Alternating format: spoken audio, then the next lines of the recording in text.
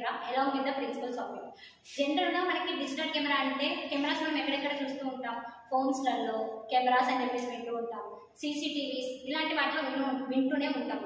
Okay, అయితే మనకి అందులో ఉండే మెకానిజం ఏంటి, అది ఎలా వర్క్ చేస్తుంది అనేది మనం ఈ వీడియోలో తెలుసుకుందాం. Okay, so digital camera converts analog light signals into digital data. అంటే అది లైట్ సిగ్నల్స్ని తీసుకొని దాన్ని డిజిటల్ డేటా లాగా కన్వర్ట్ చేస్తుంది అనమాట.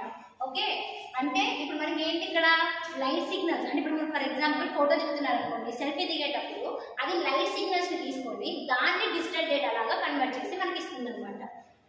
ఇప్పుడు దీని యొక్క ప్రిన్సిపల్, వర్కింగ్ ప్రిన్సిపల్ ఎలా ఉంటుందంటే ఇప్పుడు మనకి ఇందులో యూజ్ అయ్యే పార్ట్స్ కాంపోనెంట్స్ ఏంటంటే mirror, attach lens, sensors use చేస్తాం, స్క్రీన్ యూజ్ చేస్తాం, ప్రిజం అండ్ స్క్రీన్ అనేవి యూజ్ చేస్తూ ఉంటాం అనమాట. దీని యొక్క వర్కింగ్ ప్రిన్సిపల్ చూసుకున్నట్లయితే ఇప్పుడు చూడండి, ఫస్ట్ పించ్ ఆఫ్ లైట్ అనేది ఈ లెన్స్ ద్వారా వస్తుంది. ఆ లెన్స్ ద్వారా వచ్చిందని ఈ ఇమేజ్ సెన్సార్ ఏం చేస్తుందంటే మనకి జనరల్ గా మనకు కావాల్సిన ఇమేజ్ ని జనరేట్ చేస్తుంది. అంటే ఈ సెన్సార్స్ ని యూజ్ చేసుకొని మనం లైట్ సిగ్నల్స్ ని డిజిటల్ డేటా లాగా కన్వర్ట్ చేస్తున్నాం అనమాట.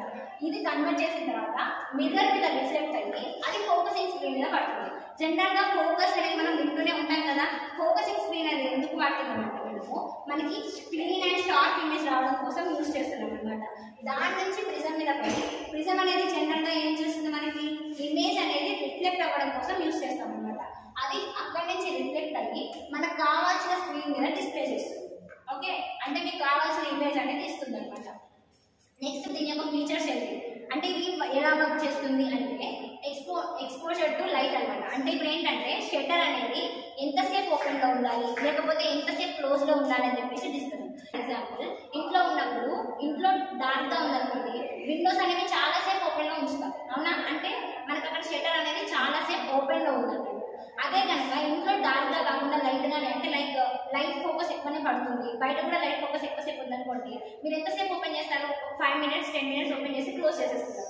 అంటే మనకి కావాల్సినట్టుగా బ్రైట్నెస్ అనేది చేంజ్ అవుతూ ఉంటుంది అనమాట. నెక్స్ట్ ఏంటి ఫోకస్. ఫోకస్ అంటే ఏంటి, క్లీన్ అండ్ షార్ట్ ఇమేజ్ రావడం కోసం యూజ్ చేస్తున్నాం మనం.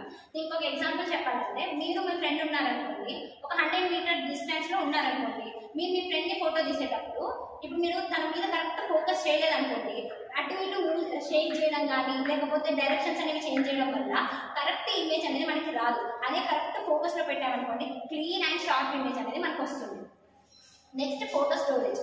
జనరల్ గా మీరు గ్యాలరీలో మీరు ఫొటోస్ దిగుతారు, అవునా?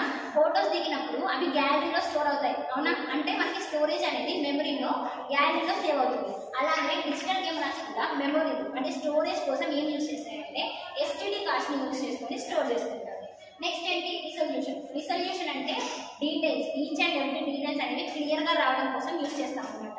ఇప్పుడు దీనికి ఒక ఎగ్జాంపుల్ చెప్పాను మీకు, అంటే ఇప్పుడు మనకి ఓల్డ్ ఫోన్ వర్షన్ ఏదో ఒకటి వివోనో లేకపోతే వివోనే అనుకుందాం, Vivo old model and new model తీసుకున్నాం అనుకోండి, న్యూ మోడల్ కెమెరాలో జూమింగ్ జూమ్ అవుట్ చేసినా కానీ ప్రతి ఒక్క డీటెయిల్ అనేది మనకి క్లియర్ గా ఉంటుంది. అంటే అక్కడ మనకి డీటెయిల్స్ అనేవి క్లియర్ గా ఉంటున్నాయి, అక్కడ పిక్సెల్ వాల్యూస్ అనేవి ఇంక్రీజ్ అయ్యాయి అనమాట. పిక్సెల్ వాల్యూ ఎక్కువ ఉంటే మనకి డీటెయిల్స్ అనేవి క్లియర్ గా ఉంటాయి. Okay, this is about the resolution.